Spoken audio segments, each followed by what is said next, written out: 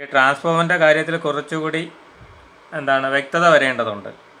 അതിനാൽ ഈ ട്രാൻസ്ഫോമറിനെ കുറിച്ച് കുറച്ചുകൂടി കാര്യങ്ങൾ പറയാം.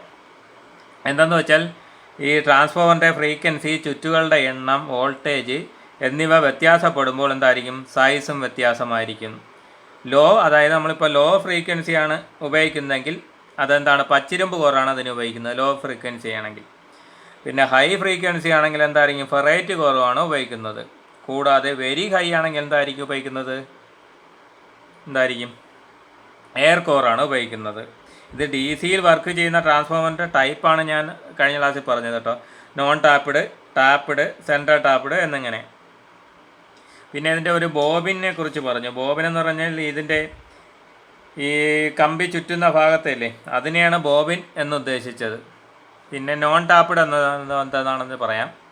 നോൺ ടാപ്പ്ഡ് എന്ന് പറഞ്ഞാൽ ടാപ്പിംഗ് ഒന്നുമില്ലാത്ത ട്രാൻസ്ഫോമറിനെയാണ് നോൺ ടാപ്പ്ഡ് എന്ന് പറയുന്നത്. അതായത് കമ്പികൾ ഒന്നും കാണത്തില്ല. അത് പ്രൈമറിയിലും സെക്കൻഡറിയിലും 2 വയറുകൾ മാത്രമേ കാണത്തുള്ളൂ. ഇനി അടുത്തത് സെൻട്രൽ ടാപ്പ്ഡ് എന്താണെന്ന് പറയാം. സെക്കൻഡറി വൈൻഡിങ്ങിൽ ഒരു ടാപ്പിംഗ് മാത്രമേ കാണുള്ളൂ സെക്കൻഡറി വൈൻഡിങ്ങിൽ. അടുത്തതായി ടാപ്പ്ഡ് ട്രാൻസ്ഫോമർ നോക്കാം. സെക്കൻഡറിയിൽ പലവിധ വോൾട്ടേജുകൾ ആവശ്യമായി വരുന്ന സ്ഥലങ്ങളിലാണ് നമ്മൾ ഉപയോഗിക്കുന്നത്, ടാപ്പ്ഡ് ട്രാൻസ്ഫോമർ ഉപയോഗിക്കുന്നത്. വ്യത്യസ്ത വോൾട്ടേജ് വേണ്ട സ്ഥലങ്ങളിൽ നമുക്കിത് ഉപയോഗിക്കാം. ഓക്കെ.